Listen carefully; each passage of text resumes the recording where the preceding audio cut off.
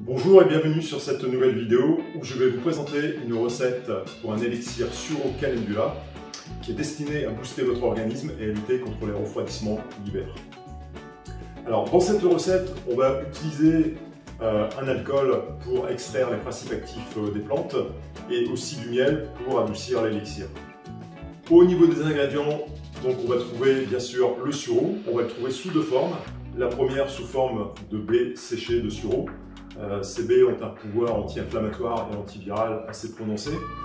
On va également trouver le sureau noir sous forme de fleurs séchées. Ces fleurs sont également anti-inflammatoires, mais elles ont aussi une propriété antitussive, donc ce qui peut être intéressant pour les maladies liées au premier froid de l'hiver. On va trouver le calendula sous forme de fleurs séchées. Donc les fleurs de calendula, elles sont également anti-inflammatoires. Et puis elles ont d'autres propriétés, en particulier des propriétés analgésiques qui sont intéressantes également pour notre élixir.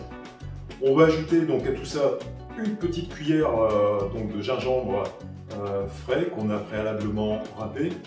Le gingembre il est connu depuis très longtemps pour son activité antimicrobienne, donc c'est un très bon anti-inflammatoire également. Et pour finir, on va ajouter quelques baies de cynorrhodon, donc le faux fruit de l'églantier, qui sont très riches en vitamine C, et également un petit zeste d'orange. Donc voilà pour l'essentiel des ingrédients, et maintenant je vous propose de passer à la préparation. Alors au niveau des proportions, on va prendre l'équivalent d'un verre de fleurs de souci, donc de calendula séchées. On va prendre 2 tiers de verre de baies de sureau séchées. On va prendre un demi-verre de fleurs de sureau séchées et également un demi-verre de cynorrhodon.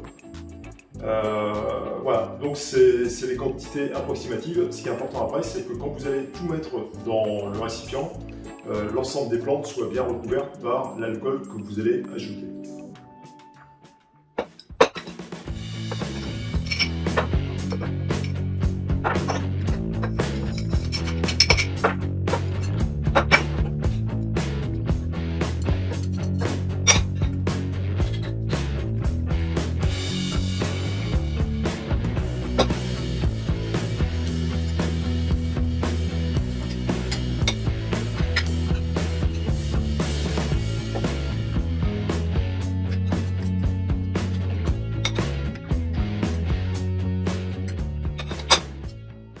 Alors, une fois que vous avez mélangé délicatement votre préparation, il vous reste à refermer le bocal.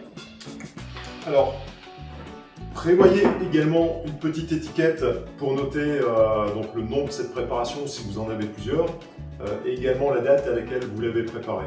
Donc, votre élixir, vous allez le conserver pendant une durée de 4 à 6 semaines dans un endroit sombre, en veillant à le remuer un petit peu tous les jours. Ça, juste pour éviter que les fleurs qui ont remonté en surface ne restent trop longtemps en contact avec l'air du bocal. Au bout de 4 à 6 semaines, vous allez filtrer cette préparation en veillant à bien extraire tout le liquide qui est contenu dans les plantes et vous pourrez conserver votre élixir pendant un an sans problème.